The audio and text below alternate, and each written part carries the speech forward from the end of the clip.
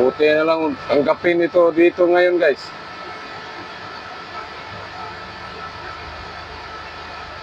Dahil kung hindi, doon ito pupunta sa Talisay, guys. Gabi na kaming makauwi, guys. Pag biniyahe pa ito ng Talisay, guys.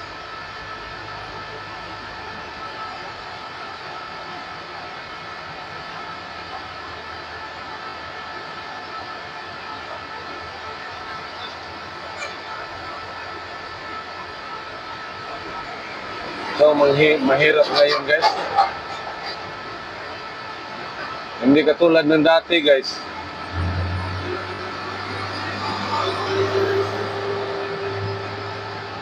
Yung mga container yard ng mga trucking company, guys, mga shipping, guys, magkalapit lang, guys. Nandito lang sa port area. Ngayon, guys, iba na.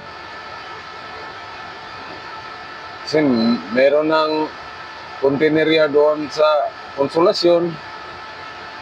Meron din doon sa Talisay, guys. Malalayo pa dito, guys. Saka sobrang traffic pa, guys.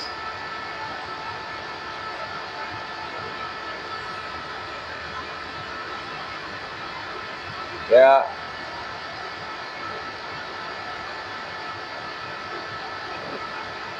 samba-samba na lang itong buwan namin, guys.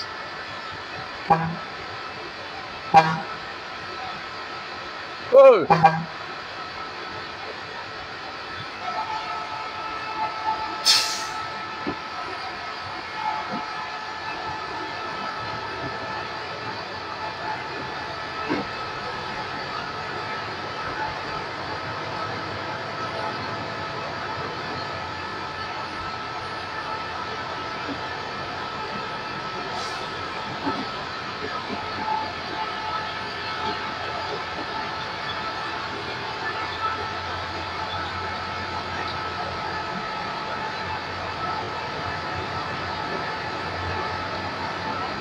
Dati, guys, nung nandoon pa ako sa tracking, guys,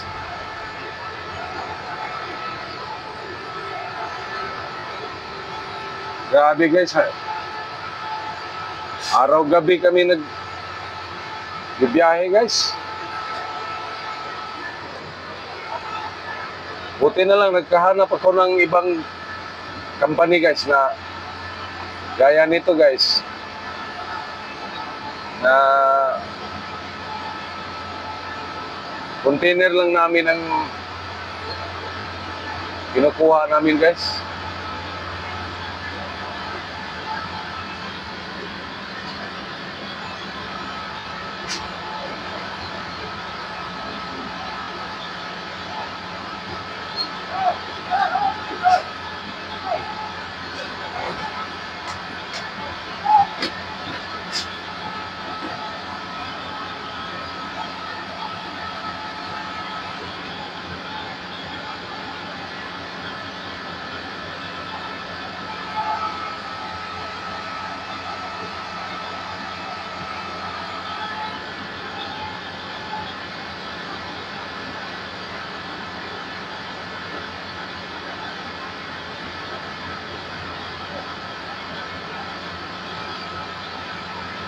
Grabing init kanina, guys. Nag-operate ako sa forklift, guys. Sobrang init, guys. Kaya sama yung pakiramdam ko ngayon, guys. Buti na lang, guys. Dito ibinaba yung container ba namin, guys. Kasi pag sa Talisay pa ito, i-unload, guys. Layo pa rito, guys. Talagang gagabihin kami. Pero ngayon, guys, gagabihin na talaga kami, guys. Kasi almost 4 o'clock na, guys. Truck ban na, guys. Hindi na kami makapasok doon sa may bandang Paknaan guys. Doon papasok sa aming bodega guys. Kasi truck ban na guys. 4 to 6 PM ang truck ban doon guys. Tapos doon sa dito naman sa highway guys, 7 PM. 5 to 7 PM guys. Kaya ngayon guys, maghintay kami talaga ng mga 2 hours guys, 3 hours bago kami makauwi guys. Kasi palagpasin muna namin yung truck ban guys. So makauwi kami guys, mga alas 8 na talaga guys. Standby muna kami guys sa gilid ng dagat. Kasi hindi pa pwedeng lumabas ngayon guys. Kasi aabutin din kami ng truck ban.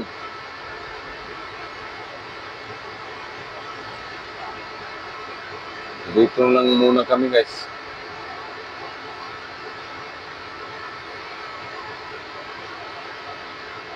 Ay, antok ako guys.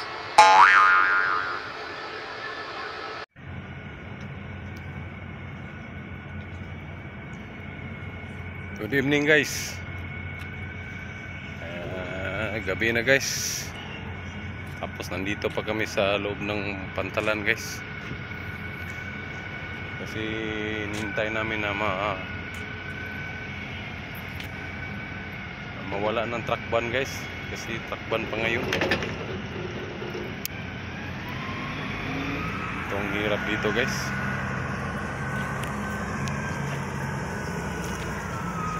Kasi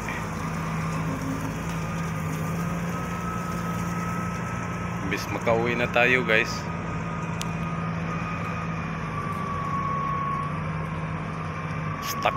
stuck kami dito guys.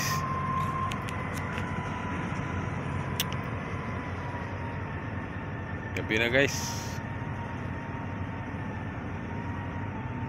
At mula rito guys, mga 30 minutes pa travel papunta doon sa warehouse namin guys. Kaya pag uwi sa bahay nito guys, medyo gutom na tayo guys.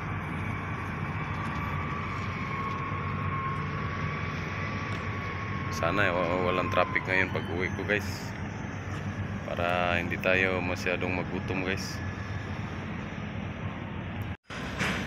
Nakakapagod maghintay sa oras guys.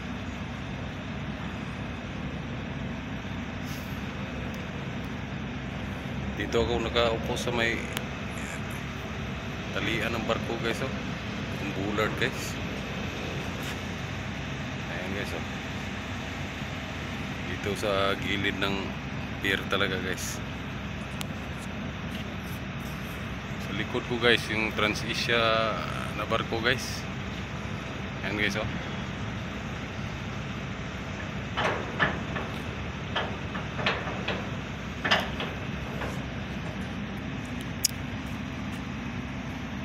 Hintay tayo na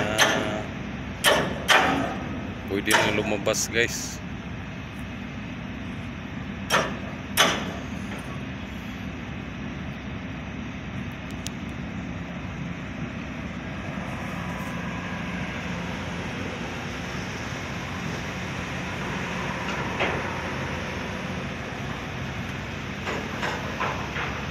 Dito talaga ako sa gilid guys. Sana hindi tayo mahulog guys. Medyo malalim ang dagat ngayon guys, kasi low tide guys.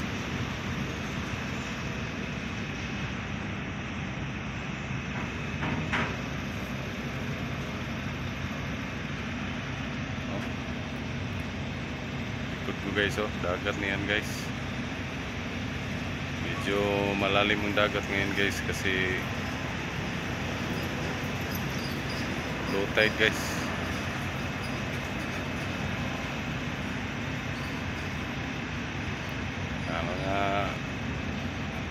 20 minutes from now guys, pwede na kaming aalis guys dito kasi malapit ng alas 7.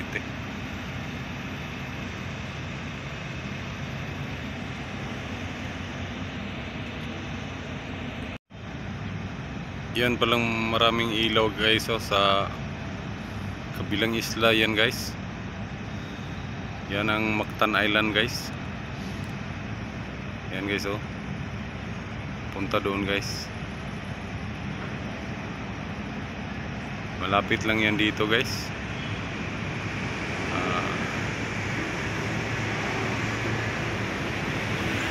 Mga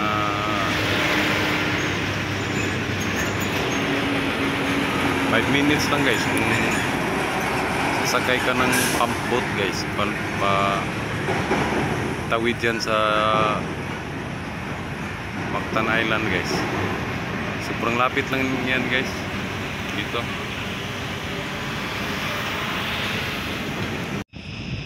Diyan pala banda guys, yan ang CIP guys. Kung nakikita nyo yung napakaliwanag na ilaw guys, sa CIP yan guys. May nakadao ngayon na isang barko guys, foreign vessel yan guys, container ship. Dumaan yan kanina guys, parang galing China siguro yan guys, kasi mga one high ang mga container na nakapatong sa barko guys. One high at saka Yangming guys. Mga yan guys, mga Chinese shipping company yan guys.